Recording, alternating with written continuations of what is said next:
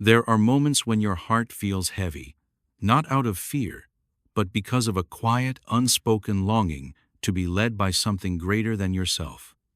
You wake up knowing you have the strength to move forward, yet somehow you still feel stuck, capable yet uncertain, strong but weary.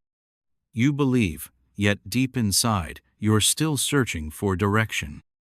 And what you truly desire is not just another solution, but the assurance that the one who knows the end from the beginning is already walking ahead of you, making the crooked places straight. Many people know how to move, but they don't always know if they're moving in the right direction, and that's where surrender becomes strength.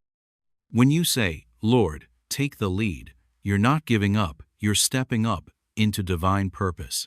You're choosing guidance over guesswork, wisdom over wandering. You're saying, "I'd rather follow you and arrive safely than lead myself and end up lost." Life at times feels like a long hallway lined with closed doors. You turn each handle, knock on every one, even press your ear against the wood, hoping to hear what's next, but nothing moves. And then, it becomes clear some doors don't need your strength to open. They need your surrender to the one who holds the keys. The leadership of the Lord is never forced, it is invited. He does not push his way to the front of your life. He waits for you to say, "Lord, I trust you more than I trust my own plans." Psalm 32:8 reminds us of his promise. "I will instruct you and teach you in the way you should go. I will guide you with my eye." God does not simply give directions and then leave you to figure it out on your own. He watches over you. He stays close. He leads with care. Today, we will explore what it truly means to allow the Lord to lead not just in moments of crisis, but in the quiet choices, the unseen battles, and the daily decisions that shape our future. When we say, "Lord, take the lead," it must be more than words, it must be a shift in how we walk, how we think, and how we surrender. Let's begin with the first step in this powerful truth: letting go of the illusion of control. We often believe that holding the wheel keeps us safe, that being in charge protects us from falling. But what if control is not strength? What if it's a burden? What if the tight grip we keep on our plans is the very thing wearing our souls thin? There's a difference between being responsible and being self-reliant. One honors God, the other leaves him out. And many times, we don't even realize we've taken the lead until our peace is gone. Control feels comforting, but it's a comfort that lies. It promises certainty, but delivers stress. It pretends to offer security, but leads to fear when things don't go our way. If you always have to be the one figuring everything out, you are not walking in trust.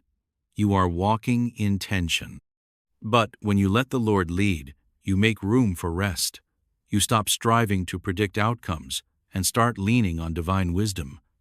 That kind of trust sets you free from the need to manipulate life. In the story of King Rehoboam, we see a man who inherited power but lacked godly wisdom. Instead of seeking counsel from the elders who guided his father, Solomon, he turned to his friends for advice. That one decision divided a nation. Because he led with pride and not with prayer, he lost what God had entrusted to him. His story in 2 Chronicles 10 teaches us something critical. Who we allow to lead our decisions matters. And when we try to lead without God's voice, we risk leading ourselves into loss. Proverbs 19:21 says, "There are many plans in a man's heart. Nevertheless, the Lord's counsel that will stand." You can plan, you can prepare, but you must still surrender, because God's wisdom goes beyond what you can see. His counsel sees the trap before you step into it. He sees the danger behind what looks like a good opportunity, and he sees the blessing hidden in what looks like a delay. But surrender is only the first step. It is one thing to let go of control. It is another thing entirely to follow God with confidence. Many people release their plans, yet hesitate to move forward. They say, "Lord, take the lead," but then remain stuck at the starting line unsure of the next step. The issue is not always surrender. It's trust. We don't struggle to believe that God can lead us. We struggle to believe that His way will truly be good. We know He is powerful, but do we trust that He is purposeful?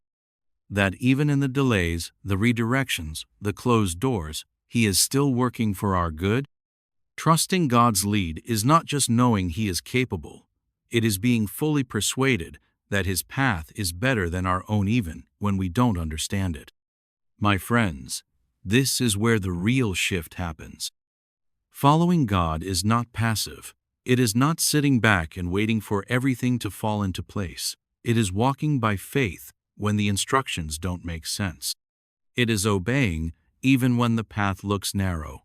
It is choosing to believe that God is not just present, but purposeful in every detail. The journey may not always feel smooth, but when God is the one leading, the destination is always worth it. Sometimes, God leads us into places that stretch our trust, and in those moments, He is not trying to break us. He is trying to build something in us: courage, patience, spiritual maturity, and a deeper awareness of His presence. And finally, we must learn to walk in step with God's timing. It is not enough to let God lead and trust where He is taking us.